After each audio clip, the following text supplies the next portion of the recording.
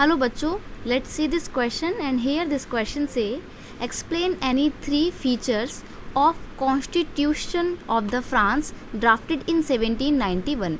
यानी कि 1791 में नेशनल असेंबली ने फ्रांस के लिए जो एक कॉन्स्टिट्यूशन ड्राफ्ट किया था उसके 3 फीचर्स लिखने हैं, 3 कैरेक्टरिस्टिक्स लिखने हैं। ठीक है, तो देखते हैं क्या था इसके कैरेक्टरिस्टिक।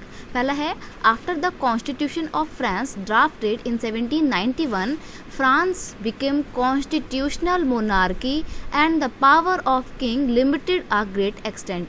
यानी कि बोल रहा है कि 1791 में जब फ्रांस का संविधान, फ्रांस का कॉन्स्टिट्यूशन बनकर रेडी हो जाता है, तैयार हो जाता है, तो उसके बाद से फ्रांस में जो सिर्फ एक मोनार्की चल रही थी उसका दी एंड हो जाता है और कॉन्स्टिट्यूशनल मोनार्की जो है फ्रांस में आ जाती है।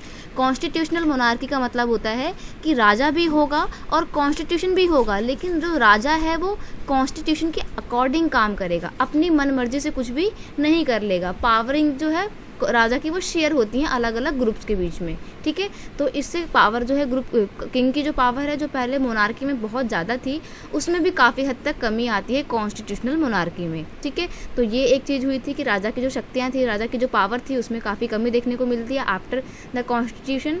नेक्स्ट है, the feudal system collapse completely.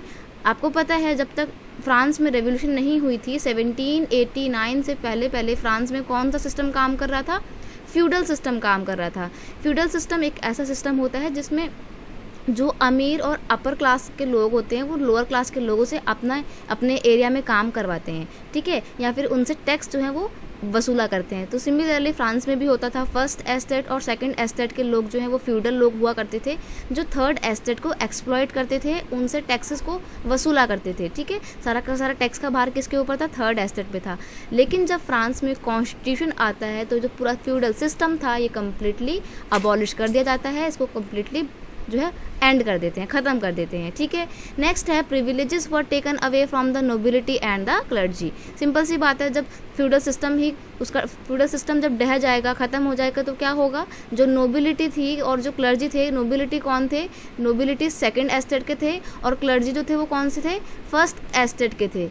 ठीक है, तो जो फर्स्ट एस्टेट और सेकंड एस्टेट के पास जो प्रिविलेजेस मिल थी और जो बाय बर्थ इनके पास कुछ स्पेशल राइट थे वो इनसे अब छीन लिए गए थे जब कॉन्स्टिट्यूशन पूरे फ्रांस में इम्प्लीमेंट हो गया था। ठीक है, the third estate people also could hold position in the assembly.